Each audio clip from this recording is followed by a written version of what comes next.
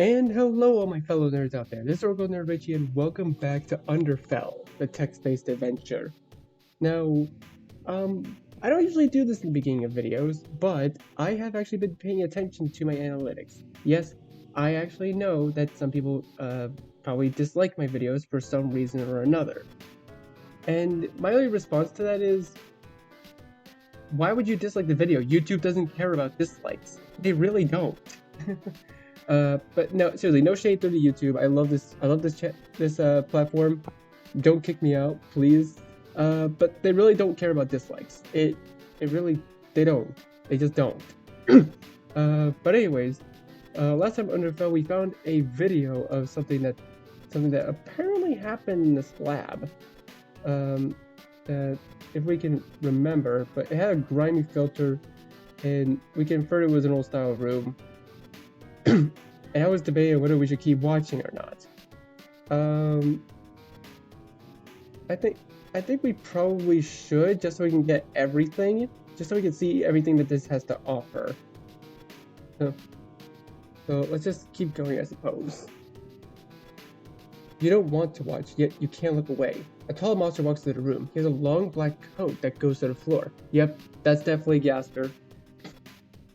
It doesn't look normal. The ends of it waves and flickers like a candle's shadow. You feel a shiver down your spine. Hello, says the monster. It's one word. It's not a mean word. It's a word you would use. Hello. There's nothing wrong with that word. So why does it give you shivers when he says it? Plainly terrified out of her mind, and his voice drips with freezing apathy. The red lights in his eyes are equally No. His gaze is not that of indifference. Indifference you feel would have been better. You have a bad feeling about this. I see my assistant has made you comfortable. He continues the monster. He has a deep, smooth voice, but you can't ignore that chilling undertone. There's a cruel curiosity to this monster. His eyes remind you of a child who found a new toy. Oh no. He walks around the table. You can get a better look at him. He wears a red sweater underneath a black coat and a pair of black pants. He looks distinctly familiar. You think he reminds you of Papyrus or Sans.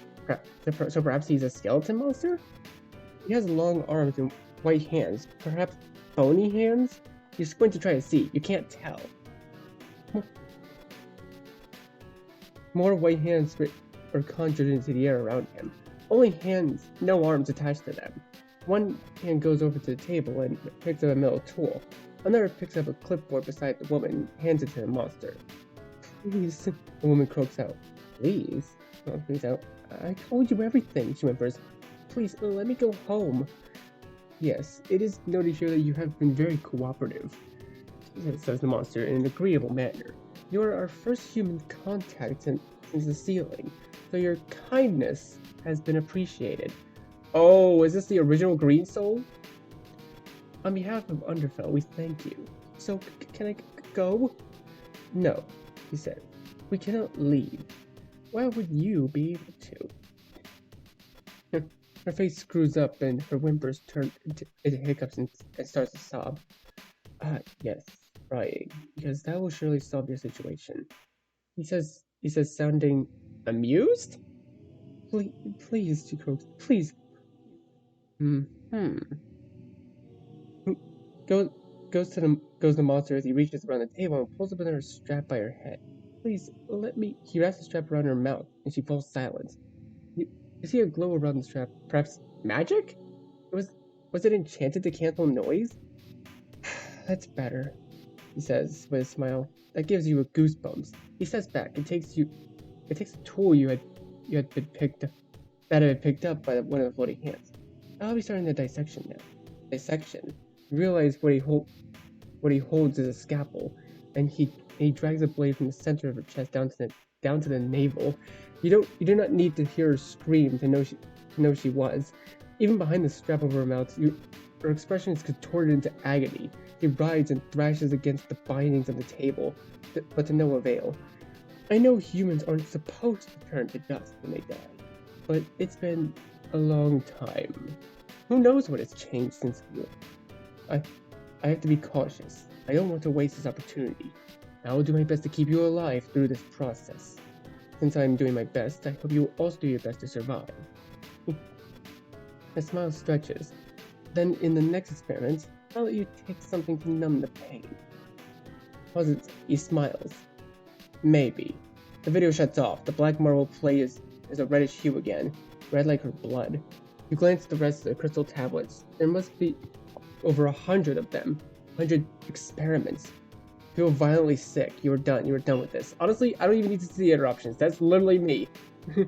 This is it. This is the last straw. You're done with this. You leave. You leave the room. You leave the lab. You are done. No more side steps. You are done. You want to go home. Oh, wait. I want to leave the... Oh, wait. I didn't want to actually leave the lab. I still want to save Alphys. Okay. Shoot. I think... Let's just go back. Okay. Alright, you feel nauseous. This is horrible. You feel terrible for the victims. You feel terrible for the monsters. You're numb. You can't process what you witnessed. It is unfortunate, but it's not surprising. You feel bad for those involved, but still accept and move on from what happened.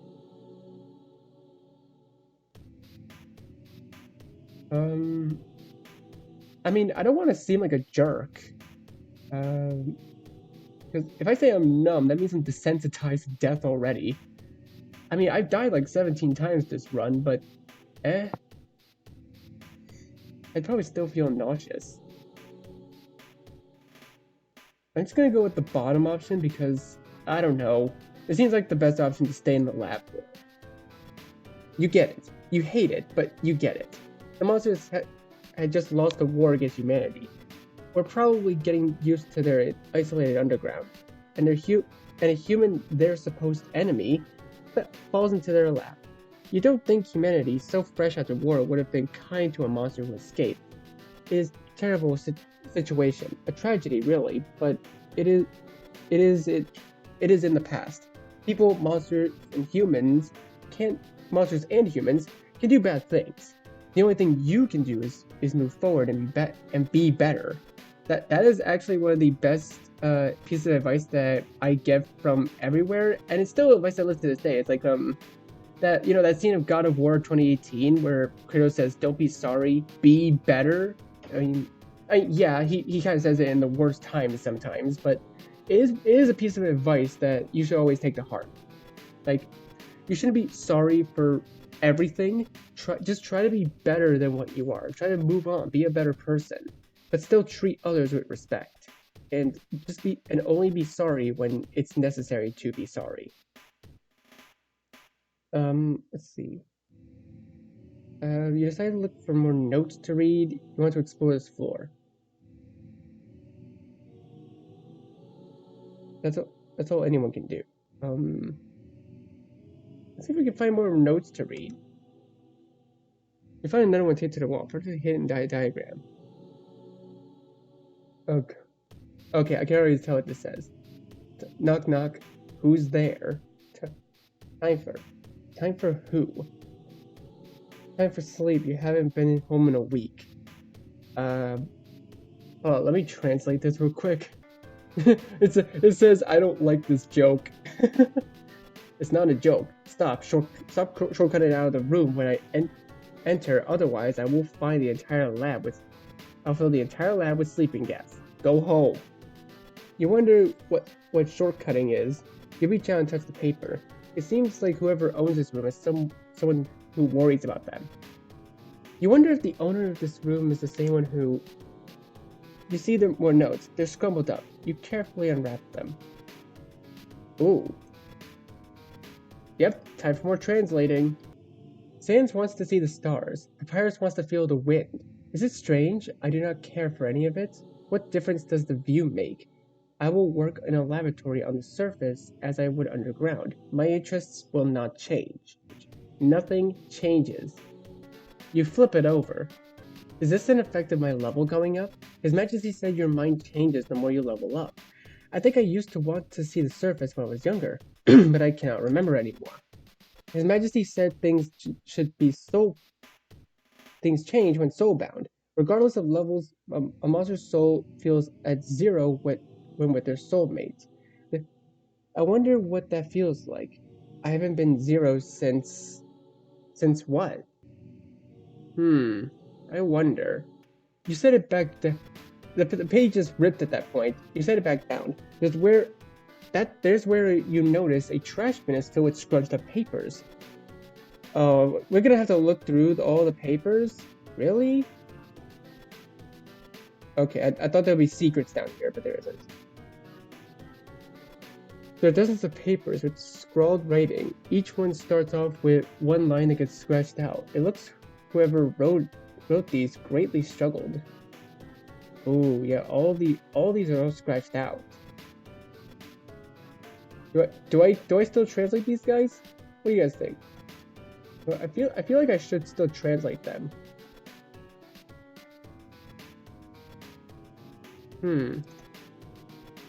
Let's see. Good day. I have written this to, in regards to my lack of control and lashing out at you. I did not intend to. Sans, I'm S. Sans, I finished creating a healing solution that will mend broken bones within minutes. So you will, brother, my brother. I am sorry for hurting you. What was so difficult for them to say? You see one more note. You pick it up and carefully unwrap it. It says, if I find my soulmate, will I be happy? That's enough for now, you think. You hold the final note in your hands. You decide to keep this note as well. You're not sure why, you just think you should. Want to explore the floor. It smells like melted plastic. You hope your friend can rescue the stench. You've seen all you can do on this floor. You have done the next one. You do not meet any obstacles on your way down. You steadily climb down. The only time you have to pause is to wipe your sweaty palms against the back of your pair of sturdy jeans. You can infer these vents might have been intended as an emergency exit, which is good. That means you found your way back up once you get Dr. Alphys. Upon arriving at the bottom, you kick out the vent and climb out. It's much cooler on the bottom floor than the vents. That feels nice. You take the time to catch your breath, then chew over everything you've encountered in this lab so far. Most notably, that entity, that voice. They've really helped you out. While you strongly dislike going to the void, it looks like it's the only way for you to communicate with the voice. When you reach the bottom floor, you kick out the vent and climb it out. You suppose, purposefully you visit the void to meet with the entity who helped you. Do you want to? I don't think I want to connect with the entity. I mean, he was kind of experimenting on humans. That's not really cool. That's not cool. You shouldn't do that. But it might get me a different ending. I don't know. I feel like... I don't know. Maybe we shouldn't for now. Okay, I'll save on this. I'll save this option for if we ever want to go back to it. And then we'll just continue from here. Continue from there. So yeah, I'm gonna save here. I'm just gonna call this Richie 2. I don't know. And let's just not connect with them, because I feel like that's gonna be a bad idea. Nothing and no one is worth going back to the void. You chose to carry on. You enter the room with many tall shelves. On the shelves, there are canisters, and inside most of the canisters you feel your heart stop. Souls. Dozens of souls, each a different color. You know in your heart of hearts that these are human souls. Oh well. All these souls slowly look longingly at the wall of canisters. It is a lot. If only I could have a few, he whispers. What? Probably startles from your question, shrinking it into himself. Sleeves curl and uncurl anxiously. He looks away from you. To tell you the truth, Richie, I don't think I have a soul anymore, he says. I was a monster before, but then I died and woke up as this flower. He stares down at his leaves. I don't feel much. Some days I don't feel anything, and other days all I feel is fear. He gives you a small, sad smile.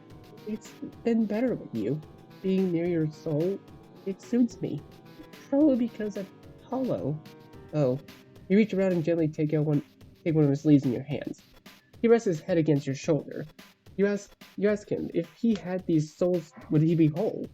I think so, definitely. Definitely better. He consider it. He considers it. Probably more magic than soul power, to be honest. If you were if you were to get magic from anywhere, a road scientist lab definitely seems like the spot. You look up at the souls. You, you'd suppose it would be similar process to organ donation. You don't think these humans had a choice in the matter, though. It makes you feel uncomfortable, but they're gone. If what they leave behind can help Flowey, why shouldn't it? Even so, if it can help your friend, you'd be okay with that. It's too wrong. All these souls should be freed immediately. Hmm.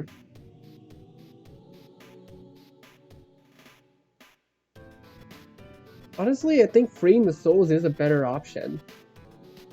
So, yeah, let's go ahead and just free the souls. Sorry, this route is still under construction? What? What do you mean still under construction? You just said this is complete! Damn it, Dark Petal 16. I trusted you. Do we have to help him? Yeah, fine. It makes you feel uncomfortable, but it makes your stomach nuts. Before you have a chance to respond, you hear a low noise in the back of the room. You move back there and find there are many collapsed shelves. Judging from the charred hole in the wall, you infer there was an explosion that knocked the shelves back. You hear the noise again. It's underneath the shelves. You start to pick up the shelves. It's heavier than expected, but not impossible to move. It just tires you out. Eventually, you see a lump of yellow, white, and red. That's Dr. Alphys, says Flowey. Dr. Alphys looks like some kind of yellow reptilian monster in a red stained white lab coat. It looks like she's in bad shape. You take out the healing spray bottle and spray her all over. Hopefully it works on her as it did on you. She groans again as she stirs. She sits up, adjusting her pair of glasses with a swirly design on them. She peers at you. Huh? Unexpected. You're a human? You are. You introduce yourself. I see. You used one of my healing sprays. She observes. She glances at the gaping hole in the wall behind her. Are you the only one here? You gesture to Flowey in the backpack. Flowey gives her a wave. She adjusts her glasses again. I see. What are you doing here? You explain you came to rescue her. You saw her monitor. I suppose thanks are in order, human, says Dr. Alphys with a sniff. You didn't do it for her. You remember Flowey. You take off your backpack and present Flowey. You tell her if she is thankful for saving her life, then she can help you save your friend. What? Flowey squeaks. You're friends with a monster? She asks shrewdly. Ugh, I guess I do owe you. And saving a monster isn't the worst thing I could do. Fine, what's wrong with him? You explain that he needs magic and some human souls. Those souls aren't mine to give away, she retorts. They're for my research. You can't count Flowey as research? She pauses. Flowey lets out a small whimper. Dr. Alphys clicks her tongue. Fine. She leans forward to inspect Flowey. You seem oddly familiar. Where did you come from? I used to be a monster, I think. I lost my memories when I woke up as this flower. Flowey hesitantly admits. But I'm sure I was a monster before. Dr. Alphys reaches out a clawed hand to poke the bandage you had placed on Flowey in the back in the ruins. Why do you think you need souls?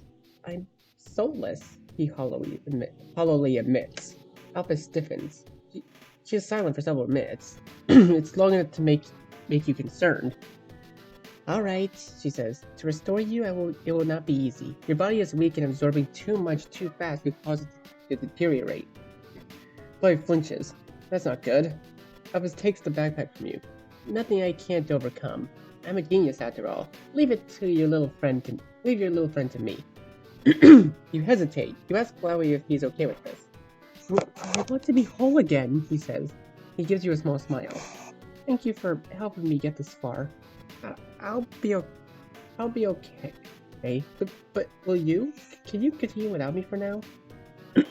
You smile. You hold out your hand with your pinky. Flowey stares at it for a moment before his smile widens and he reaches out with a leaf. You hook your pinky around his leaf and the two of you shake. He'll be okay, so will you. You'll meet again. Promise? Yes, you? You promise. You use the ventilators to climb out. It takes you several minutes to make it back up to the top. Phew! You think you've done enough exercise for the day. As you make it back to the top, you notice the monitor is no longer flashing a warning. Instead, it says, "Connection reestablished. Repair bots underway. Civilians, please keep out." That's good. You did that. You saved some. You did it. You saved someone. You were immediately filled with determination. You head out of the lab. It's your first real look at the hotlands. The rock and stone are a reddish brown. You can hear bubbles of lava underneath. You see there are bridges connecting to different areas. It's a very wide and open area, and there are signposts in the corners of each area. You move over to one of the signposts. It reads Soden, West, City, North, Core, North, Laboratory, South, or Fairming, East. Fairming? Recall Flowey mentioned you had to go through the city. The core, you look over at the huge machine in the lava. You figure that's the core. It's a monstrosity in size, even at a distance. You move to the edge of the lava bubbles and pops underneath you, and you peer at it. It's big enough to comfortably fit a small town inside. You breathe it in the hot air. Your lips and skin feel uncomfortably dry. It's time to carry on. Oh, I hear the Hotlands music coming in. It's just you. You walk across the Hotlands, the air prickling your skin.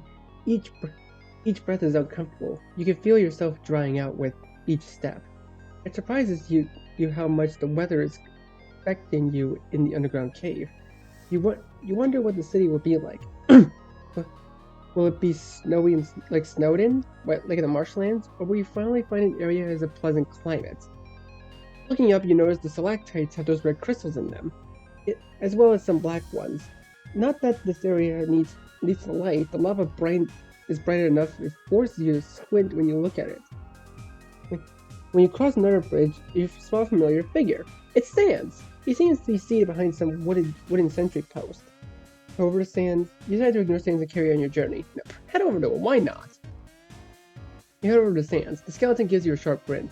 Well, if it ain't my favorite human. Enjoying your stay? You tell him you are. Hey, you hungry? Sans gives you a wink. Want a chimichanga? First one's free for humans. Sure, you thank him. He levitates the chimichanga from behind the sentry post and places it in your hands. It looks delicious. You give it a taste. Surprisingly sweet. Pretty good, huh? Sans taps his red finger against the sentry post. Not bad for a final meal. It's good. Wait, you look down to see the skeleton eyes widen. You open your mouth to respond, but the burning sensation cuts through your stomach and eats away at you. You feel your stomach turning. You need to throw up. You have died. You're so fucking stupid. Damn it. Okay, ignore Sans this time. Sorry, buddy. You move down the road, and as you progress down the path, you notice more signs. They're stuck into the ground. Some of them light up with neon lights. They're delightfully colorful. Watch Metaton live tonight. Come to Miss Muffet's Bakery. See Snowdrake at the Comedy Club. Purchase NTT clothes at the New Megan Mall. Oh, we all know what's coming next. Show NTT top-rated food. We're going to the Metaton party. Let's go. Do any of these look like things you want to visit? Yes. Heck yes. Hell yeah. No. Heck no. Meh. Yes. I wonder what other similarities monsters' cultures have to humans. It will be interesting to compare what a monster city looks like to what you know. Everything you've seen so far is very similar to human architecture. The dirt path leads you to some wide stone stairs. At the base of the stairs, you see a dark blue bunny monster.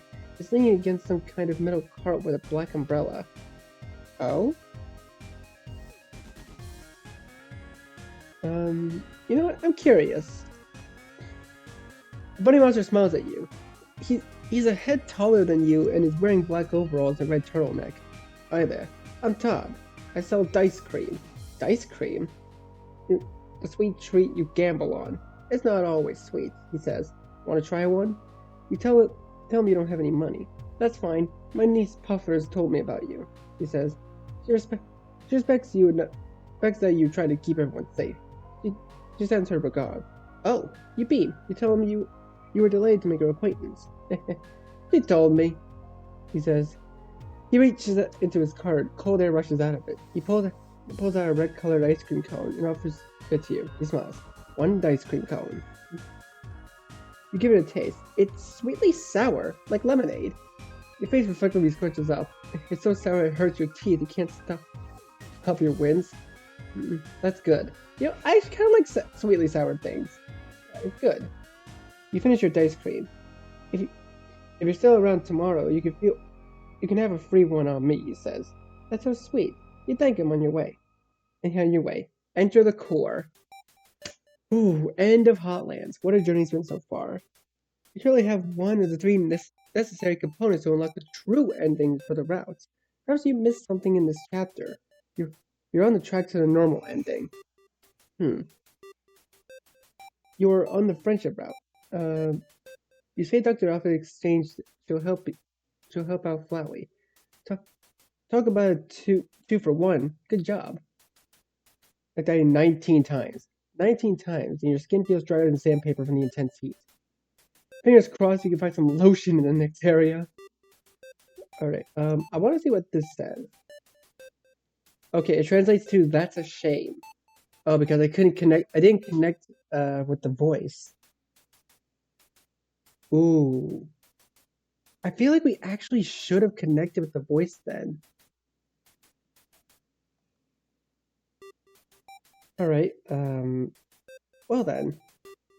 I think this is actually a good spot to leave this video for now. So, thank you guys so much for watching this video. Be sure to leave a like, comment what you think, share this video with your friends, and be sure to subscribe to the bell so you don't miss a single notification. I'll see all of you in the next video. Goodbye! You say you wanna try, but you never do. Sugar, there's a